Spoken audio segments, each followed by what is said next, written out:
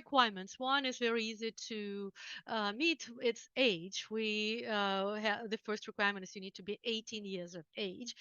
The second requirement is general education needs to be at high school level. So it could be high school education from the United States or from any other country in the world. And the easiest way, of course, is to give your high school diploma, upload that with our application.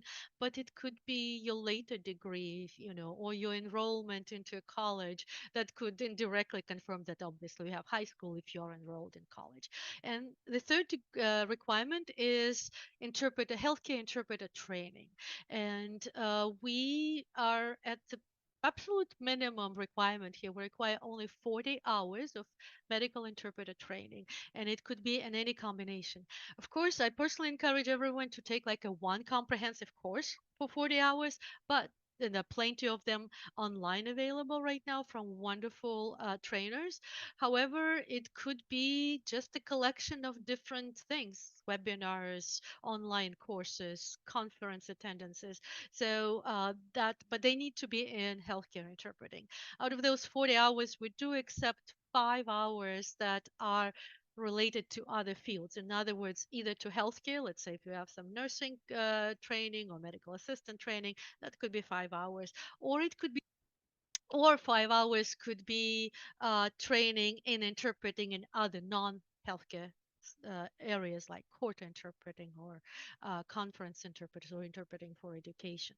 And then the last requirement is probably the most complicated to explain, but it's an easy requirement. The requirement is to prove that you have language proficiency in English and in language other than English. In other words, your primary working language, be it Spanish, Ukrainian, etc.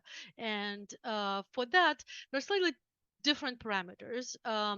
For proof of English, my best recommendation is if you have obviously high school from US, that's your proof of English also, but it could be a training course that you took in the United States, like the Bridging the Gap, the Community Interpret, and many other online training, because they're all delivered in US in English, then that could be your proof of English.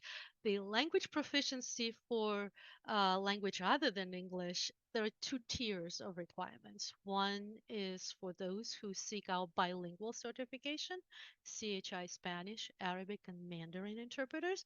Uh, for them, we accept a little bit more documents, and one of them is high school diploma in a country where the training was done in that language. In other words, if you're from Venezuela, you have high school diploma from Venezuela, that's your proof of Spanish. Now, if you are an English born person, then there are other requirements, and I'm not going to go into detail with them right now because maybe we'll have more specific questions about that. But then for the language proficiency for languages for which we have only English to English exam, the requirements are a little different because we do not test directly your language proficiency in Nepali, Cantonese, Korean.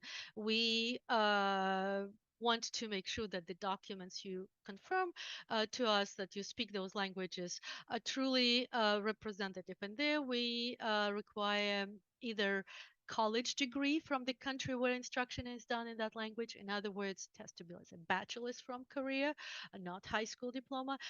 Or it could be language test, language proficiency test from approved vendors. Now, let me share my screen quickly so I can show you where you can find this information. So let me go back to homepage, starting everywhere here. So from the homepage, what you want to do is you go to Get Certified, and then certification process start here, and you land on this page which talks about different requirements. And these are the ones that I've described, and the language proficiency is long page, so that tells a lot of information. I'm happy to go into more details about it if somebody has questions specifically about that.